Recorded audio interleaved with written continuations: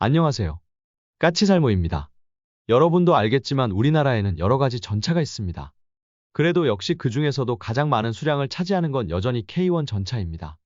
그런데 K1 전차는 1980년대 말에 등장한 이후로 우리가 운용한 지 이미 30년이 넘었고, 그래서 한화나 현대로템에서는 K1 전차를 교체하기 위한 여러 가지 제안을 하고 있습니다. 실제로 한화에서는 라트비아 경전차 사업을 위해서 KMPF라는 경전차를 개발하겠다고 하고, 이 경전차를 우리 보병사단의 화력지원 전차로 제안하기도 하고 있습니다. 그리고 현대로템에서도 자신들이 개발한 30톤급 차륜형 장갑차에 105mm 포탑을 올린 차량을 개발 중이고, 이걸 우리 보병사단의 수색정찰 장갑차로 제안하고 있죠. 이 또한 기존 K1 전차의 임무를 일부 대신하는 것이기 때문에 이것도 K1 전차를 교체하는 거라고 할 수 있습니다. 그러나 정작 우리 육군에서는 K1 전차를 퇴역시킬 생각이 전혀 없고, 여전히 보병부대의 화력지원 장갑차의 역할로 못해도 2040년까지는 운용할 생각이라고 합니다. 그래서 당연히 K1 전차의 개량 사업도 끊임없이 이루어지고 있고, 앞으로도 개량을 할 생각입니다. 그래서 우리는 지금의 K1 전차를 K1E2라는 전차로 개량할 생각이고, K1E2는 새로운 포수형 조준경, 그리고 화생방 양압장치와 에어컨, 거기에 보조동력 장치 등이 포함되며, 그리고 공식적인 개량에는 포함되지 않지만 엔진도 교체할 생각입니다.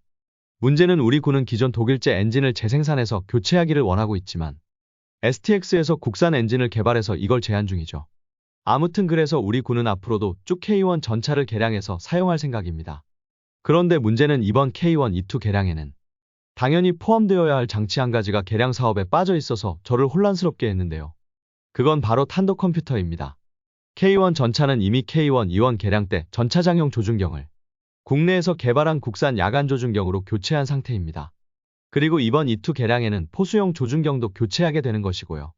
그러면 결론은 전차장용 조준경과 포수용 조준경이 전부 바뀌는 건데, 당연히 그럼 새로운 조준경에 적합하게 탄도 컴퓨터도 바뀌어야 하는 것입니다. 그래야지 새로운 조준경들이 제 역할을 할 수 있습니다. 그런데 정작 탄도 컴퓨터는 개량 사업에 빠져 있어서 의아해했었는데, 이 사업은 별도로 하는 것 같습니다. 그래서 조만간 새로운 탄도 컴퓨터를 개발하기 위한 사업이 시작될 거라고 합니다. 그런데 이번에 제가 놀랐던 점은 기존 탄도 컴퓨터가 너무 구형 모델이기 때문에 새로운 탄의 사표를 입력할 수 없는 상태라는 점입니다. 그래서 지금 상태에서는 아무리 새로운 탄이 개발되어도 그 새로운 탄을 K1 전차에서 운용할 수 없다고 합니다. 그런데 이번에 새롭게 탄도 컴퓨터를 교체하는 사업에 들어간다고 하니 앞으로는 K1 전차에 새로운 탄의 사표를 입력할 수 있고, 그래서 새로운 신형탄도 적용이 가능해지게 되는 것입니다. 그래서 당연히 이것에 발맞추어서 풍사는 K1 전차의 화력을 강화하기 위해서 새로운 탄약 3가지를 제안하고 있습니다. 그 3가지를 각각 설명을 하자면, 첫 번째는 제가 전에도 이야기했던 105mm 고폭탄입니다.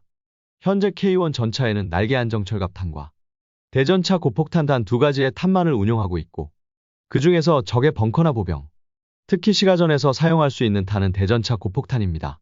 그러나 이 탄은 말이 고폭탄이지 정확히는 성형작약탄이죠. 그런데 성형작약탄은 여러분도 알겠지만 적 전차의 장갑을 관통하기 위해서 구리라이너가 꽃갈콘 모양으로 있고, 그 꽃갈콘 모양 안은 비어있는 형태입니다. 그래서 생각보다 탑재된 폭약량이 작고, 그로 인해서 위력이 약합니다. 그래서 특히 시가전에서 건물의 벽을 날려버리기에는 너무 위력이 약합니다. 그래서 미국이나 독일에서도 이게 문제가 되었고, 미국과 독일은 자신들의 120mm 전차를 위해서 새로운 신형탄을 도입했지만, 이 탄들은 전자신관에 의해서 터질 시기를 입력해줘야 해서 자동신관 장입기가 있어야 하는 탄들입니다. 그래서 K1 전차에 그런 고가의 신형탄과 자동신관 장입기를 적용하는 건 너무 많은 비용이 들기 때문에 풍산이 제안한 게 그냥 일반 고폭탄입니다. 이 고폭탄은 여러분이 생각하는 딱 그런 탄입니다. 철제 외피 안에 폭약이 가득 채워진 형태의 탄으로, 그래서 가운데가 텅 비어있는 대전차 고폭탄에 비해서는 폭약량이 훨씬 많고, 그래서 폭발력도 더 높습니다. 그로 인해서 시가전에서 건물의 벽을 충분히 날려버릴 위력도 되고요. 그래서 첫 번째로 풍사는 이 고폭탄을 K1 전차에 제안하고 있습니다. 그리고 두 번째는 연습탄입니다. 솔직히 저도 이번에 풍산의 제안을 보고 처음 알았는데요. 여러분 혹시 K1 전차에는 연습탄이 없다는 걸 아셨나요? 실제로 K1 전차에는 연습탄이 없다고 합니다. 그럼 훈련 때는 어떤 탄을 사용하느냐 할 수 있는데요. 주로 대전차 고폭탄을 훈련용으로 사용한다고 합니다. 우선 날개 안정철갑탄은 탄도의 특성이 직진성이 강해서 대전차 고폭탄보다 명중률이 높다고 합니다. 그리고 목표의 명중에도 작은 구멍만 생기기 때문에 명중 판별이 힘들다고 하고요. 그래서 훈련 때는 주로 대전차 고폭탄을 사용한다고 합니다. 그런데 문제는 대전차 고폭탄은 가끔씩 도비탄이 발생을 하고, 그럼 이 도비탄을 찾아서 처리하는 게 힘들고 위험합니다. 도비탄이란 목표에 명중하면 탄이 터져야 하는데 터지지 않고 다른 곳으로 튕겨나가는 탄을 이야기합니다. 그래서 풍산에서 제안한 두 번째 탄은 도비탄 방지용 연습탄이라고 합니다. 만일 우리가 이 탄을 도입하게 되면 훈련을 더 안전하게 효과적으로 할 수 있을 것이 기대가 되는 탄입니다. 그렇기에 이 탄도 저는 필요하다고 봅니다. 그리고 마지막은 날개 안정 철갑탄으로 여러분도 익히 알고 있는 K274N입니다. 이 탄이 무슨 탄인지 아시죠? 모르는 분들을 위해서 설명을 하자면 현재 우리 K1 전차의 주력 철갑탄은 K274입니다. 그런데 이 탄은 관통력이 450mm 정도죠. 물론 이것도 105mm 탄으로는 그리 나쁜 관통력은 아닙니다. 그러나 우리나라는 흑표전차를 개발하면서 K279라는 120mm 철갑탄을 개발했고, 이 탄은 풍산이 자랑하는 셀프 샤프닝 기술이 적용된 탄으로, 물론 셀프 샤프닝 기술이 문제가 있다는 점은 명확하지만 그래도 700mm급 이상의 관통력을 달성한 탄입니다. 그리고 바로 이 K279에 적용된 기술을 바탕으로 개발된 105mm 탄이 K274N으로, 그래서 이 탄에도 셀프 샤프닝 기술이 적용되어 있어서 관통력이 510mm까지 증가했습니다. 그리고 이 탄에서 제가 정말 아까워하는 게 뭐냐면요. 바로 장약입니다. 당장 우리의 K279탄은 다른 건 다 국산이지만 사용되는 장약은 독일제입니다.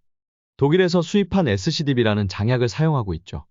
우리 탄이 이 장약을 사용하는 이유는 기존 장약은 전차포의 약실 온도에 따라서 관통력이 달라지는데, 이 SCDB 장약은 온도 변화에도 둔감한 장약으로 약실이나 전차의 온도가 어떤 온도라고 해도 관통력이 비슷하게 나오는 장약입니다.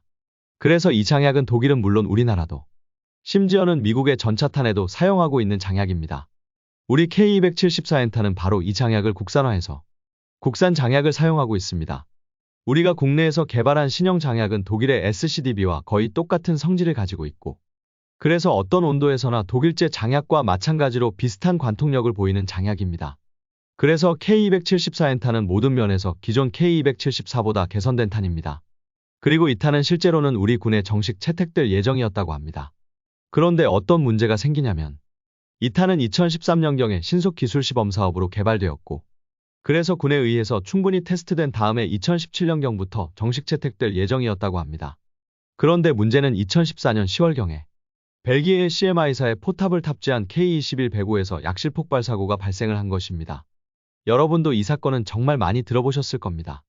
결론은 벨기에 포탑이 최대한 경량화를 하기 위해서 약실의 허용 압력을 딱 기준치대로만 허용이 되도록 만들었고, 그에 반해서 우리 한국군의 105mm 탄은 기준 압력보다 아주 약간 압력이 높게 나오는데, 이걸 모르고 사격했다가 벨기에의 105mm 포가 우리나라 탄의 압력을 견디지 못하고 폭발한 사건이죠.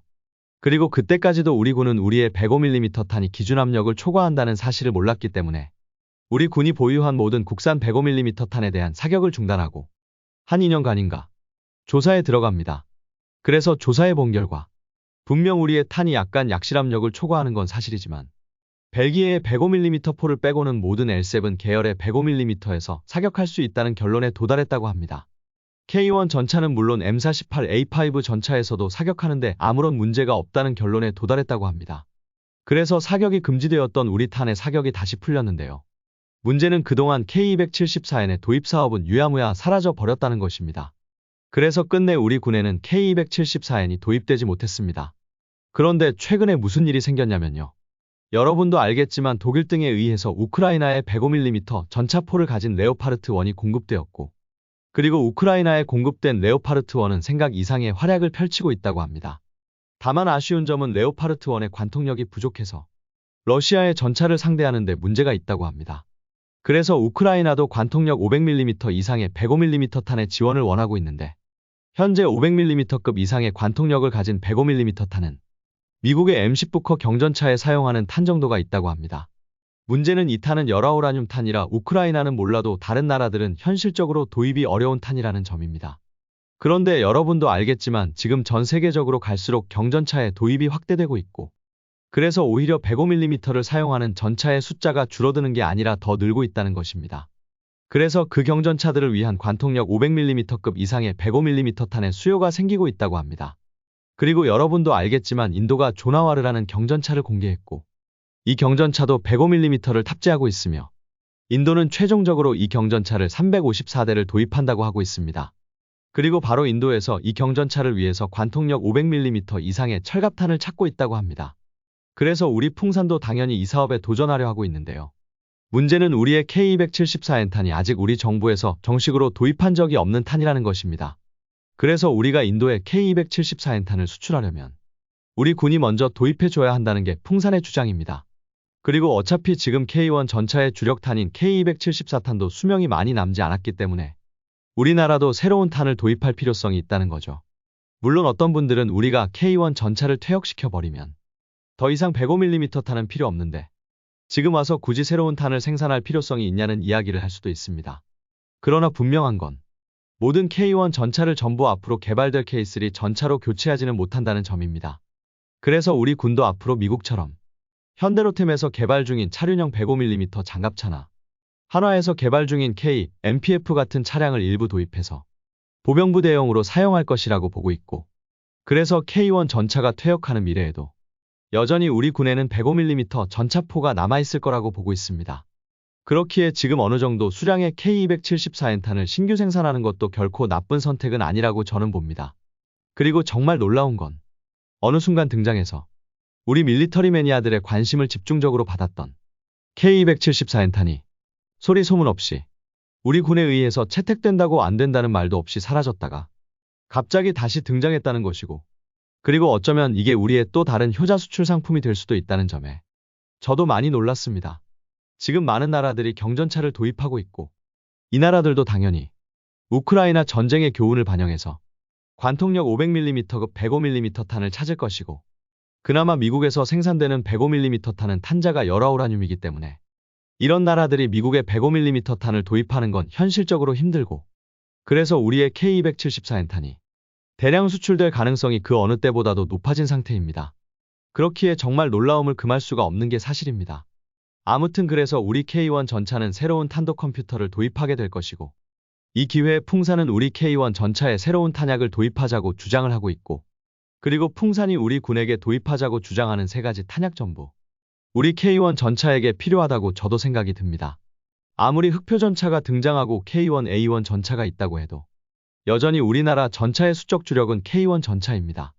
그렇기에 K1 전차의 화력을 강화하는 건 무엇보다도 중요한 문제라고 생각을 하고 특히 K274N탄은 많은 밀리터리 매니아들이 걱정하는 중국과의 전쟁 발생 시 우리에게 꼭 필요한 탄이라고 생각이 듭니다.